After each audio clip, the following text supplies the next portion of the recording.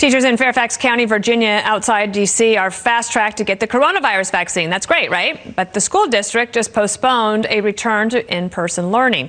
Let's bring in Christy Hudson. She lives in the county. She has 3 kids in school there.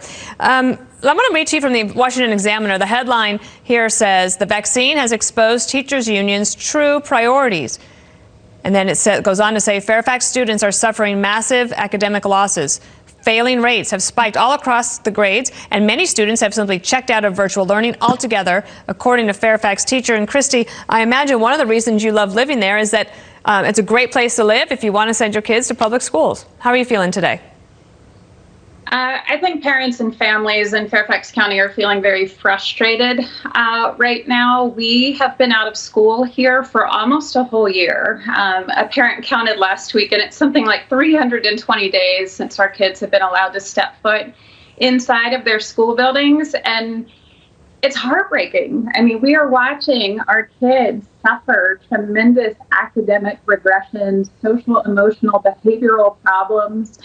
And it's just devastating. Do you see that in your own children? Yeah, I do. I was fortunate. We're privileged to be able to put one of our children private school, so she's been able to attend in person. But the 2 who are virtual are struggling. What do you expect from the teachers? They're getting the vaccine, but now they're not going back to school to possibly next fall. I mean, what do you expect from these teachers, given that the school district had been considered one of the best in the nation?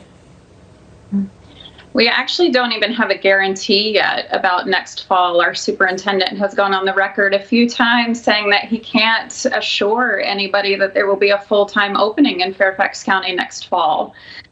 So we're just...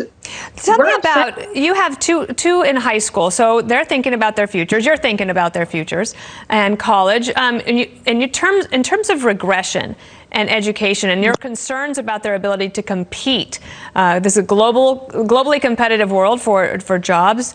What are you thinking on that score? We're thinking that Fairfax County is letting us down.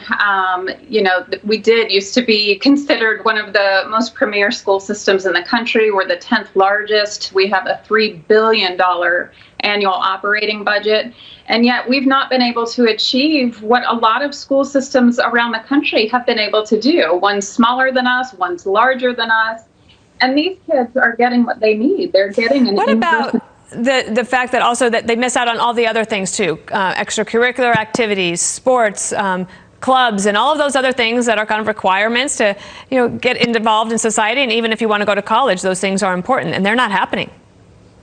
They're not happening, and it's when you're a kid, school is your life. It's not just that.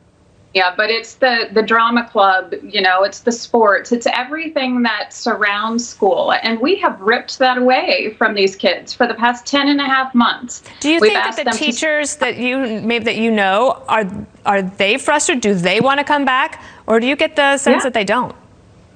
No, that's what's interesting. They, the teachers associations only represent a portion of our teachers in the county. And so many that I know are just as anxious to get back in person to reunite with our kids as our kids are to reunite with them. So we would like to see ourselves be able to go back to school. Obviously, a lot of people there are educated. In terms of, you said, it's a privilege to be in the district. How has it been sort of banding together with other parents to try to take a stand here and push back against the school district? It's actually been great. We have a group of about 2,000 parents who have absolutely nothing in common with one another except for our collective desire to advocate for open schools. So it's been really nice having a support group there in our advocacy, and also behind the scenes daily support as we all hold our children up and try to support them through this. Christy, you have 3 children. They are lucky to have you as their mom. Of course, I'm sure that group of 2,000 parents is glad to have you out there and speaking out on behalf of all those students. Thank you so much for being on the show today. We'll stay on the story. Thank you.